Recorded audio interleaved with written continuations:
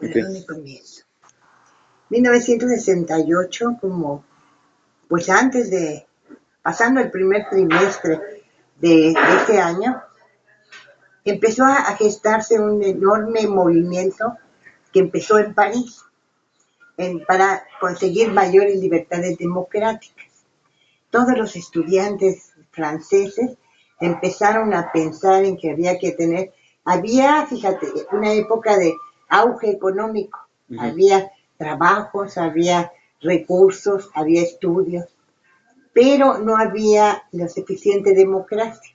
Entonces, por una mayor democracia, una mayor apertura, entonces se empiezan a gestar pues protestas para pedir que se cambiaran, y esto empieza, te digo, en Europa, se extiende por toda Francia y se extiende por varios países europeos y llega al movimiento a América Latina, y en México se dio con especial interés porque los estudiantes fuimos el motor Ujú. de todo esto, pero después fuimos secundados, pero muy, muy importantemente por todos los sectores, por ejemplo, el sector magisterial, los maestros se sumaron a ayudarnos, los electricistas, todos los gremios grandes empezaron a juntarse con nosotros, O sea, no eran solo estudiantes.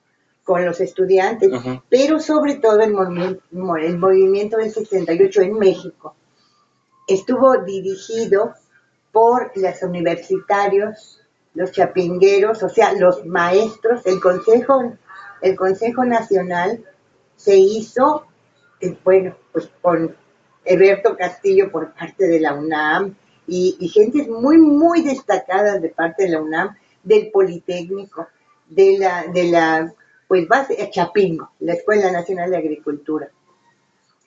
Entonces, estos eran los dirigentes intelectuales, teóricos. Entonces, cuando había manifestaciones que pedíamos, pues que no se apresaran a las gentes, que no hubiera juicios eternos, una serie de peticiones muy razonables. Entonces, el ejército fue mandado, el presidente era Gustavo Díaz Ordaz, Ujú. el secretario de Gobernación era Luis Echeverría, y entonces empezaron a maltratar a los manifestantes. Y entonces hicimos un pliego petitor, 10 puntos que eran muy fáciles de cumplir. Si yo hubiera sido presidente, eran fáciles de cumplir. Por ejemplo, decía desaparición de uno de los cuerpos de policía, que era de los más salvajes, ¿no? Quitar al jefe de la policía capitalina. Y eran así, una serie de peticiones que pudieron ser fácilmente resueltas, y sin embargo no nos hicieron caso, en ninguna, ¿eh? Y entonces hacíamos volantaje, la gente colaboraba y comprábamos todos el papel, la tinta y todo, y las manifestaciones desde el bosque de Chapultepec hasta el Zócalo. Llegamos a acampar en el Zócalo de la Ciudad de México, pero llegaban los granaderos, creo que eran los granaderos, voy a averiguarlo en Ujú. internet. Llegaban los granaderos y a palos y a todo, y metían a la gente a la cárcel. Entonces eso acrecenta el enojo. Entonces aumenta el enojo, y entonces hicimos manifestaciones extraordinarias. Yo creo que una de las más extraordinarias fue una que se llamó la manifestación silenciosa. Ah, sí, sí. Éramos miles de personas, y para evitar que se metieran provocadores poníamos simplemente una cuerda, kilómetros de cuerda, ¿no? Y todos íbamos dentro de eso, y la gente nos echaba porra, aventaba dinero para la propaganda. Bueno, era un apoyo popular y se fue sumando la población, se nos sumaba en todos lados. Entonces, después, bueno, pues ya para esto, el presidente Díaz Ordaz y todas las autoridades diciendo que lo que pasa es que los estudiantes trataban de sabotear las Olimpiadas de México, que nos tocaba Ujú. ser el anfitrión.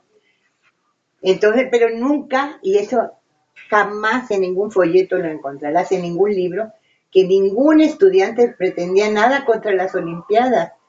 Queríamos libertades democráticas y queríamos esos 10 puntos que en nada hubieran afectado la estructura del gobierno. Era básicamente cambio de personas o de grupos policíacos. Bueno, cuando nos convocan a una manifestación los líderes del movimiento, te digo, maestros universitarios, chapingueros, politécnicos y estudiantes, que ya se habían, varios estudiantes destacados se habían sumado, ¿no? Ujú. Entonces nos convocan antes hubo otra cosa, perdón, antes hubo otra cosa. Un día en una de las marchas, digamos al Zócalo, hicieron sus tiendas de campaña los muchachos y todo, y llegaron los policías y a palos, a golpes y todo, pero decenas y decenas de heridos, y se los llevaban y algunos no los encontraban. Fue una época de angustia, ahí empezó la angustia. Bueno, cuando nos convocan para la gran concentración en la plaza de Tlatelolco, el 2 de octubre del 68, llegamos, bueno, primero pasaban helicópteros. Mi madre estaba aterrorizada por eso, porque aventaban volantes del gobierno y decían no dejen ir a sus hijos, no dejen ir a sus hijos a la plaza de Tlatelolco. Y entonces igual fuimos, ¿no? Yo fui con una hermana mía, con Lulu, y entonces llegamos a la plaza y yo llegué, cuando íbamos en un taxi, se estaciona, y perdón que platique mi caso, pero ese Ujú, es el sí, que sí, yo sí. viví. Te lo puedo decir así porque yo estaba ahí. Entonces llegamos, hay una glorieta para entrar a la plaza de Tlatelolco y llega una patrulla y exactamente detiene a nuestro taxi. Y entonces dice el taxista, me sigo otra cuadra y doy vuelta para regresar. Y otra cuadra y cerrada también. Entonces le dijimos, mi hermana y yo, nos bajamos aquí y vamos a pie a la plaza. Y como hicimos, pagamos y ahí vamos corriendo allá. Y en el camino, empezamos a oír una tiroteo que no, yo no conocía cómo sonaban los tiros, pero era un estruendo así espantoso. Pero de todas maneras, aunque mucha gente empezó a correr en sentido contrario a la Ujú. plaza, nosotras sí seguimos avanzando para ver qué pasaba. Y entonces, fíjate, estaban los soldados, así todos acomodados, con tanques y todo alrededor, y estaban en el presidium la tita, una dirigente mujer, Ujú. pocas había mujeres, y todos los principales, ¿no? Estaban allí hablando, empezando con los discursos y todo, y la gran mayoría estaba abajo de la plaza. Y entonces yo vi cómo estaban todos los soldados parados hacia alrededor de la parte alta de la plaza, y estaban unos con sus tanques, pero entre los tanques salían un montón de muchachos jóvenes, fuertes, yo creo que del pentatlón o algo, de esos que hacen ejercicio, ¿no? Con un guante blanco en la mano derecha. Los soldados no dispararon, fíjate, nunca dispararon los soldados. Estaban ahí para asustar, Ujú. pero los que disparaban eran estos cuates, y empiezan a disparar a diestra y siniestra, primero a los que estaban en el presidio y luego a los que estábamos de asistentes, ¿no? Yo como apenas había alcanzado a llegar Ujú. al borde, al borde de la plaza, pues alcancé a ver todo desde perspectiva, ¿no? Si hubiera estado abajo, ahí entre las ruinas, pues no te puedes mover fácilmente. ¿Ya has ido a la plaza? Ujú, sí. Sí, sí, ya ves cómo están el resto de las pirámides, y algunos se escondían, pero entonces varios muchachos, muchos, no sé cuántos, no había manera de saber cuántos, corrieron a un edificio que estaba mero enfrente a esconderse. Bueno, pues estos cuates de los guantes blancos llegaban a ese edificio y sacaban a las gentes y les daban de balazos. Se veían a Ujú. través de las ventanas, uno afuera, cómo se veía el retumbar de los balazos, la luz que suelta el flachazo. Bueno, espantoso aquello. Después supimos, lo que vi también antes de que empezara la balacera contra los del presidio, antes de eso pasa un helicóptero y suelta una luz de bengala, grande, muy grande, y la suelta el helicóptero, y esa fue la señal para que salieran estos asesinos, porque fueron asesinos. Entonces empiezan pues a golpear gente, sobre todo a dispararle a la gente, y se empiezan a llevar. Llegan ambulancias en silencio, todo y se los llevan. Lo mismo que pasó en el 71. Y se llevan a los muchachos. Pasaron atrocidades que no podemos saber a qué nivel fueron porque, por ejemplo, se los llevaron a muchísimos al Hospital Central Militar a atender.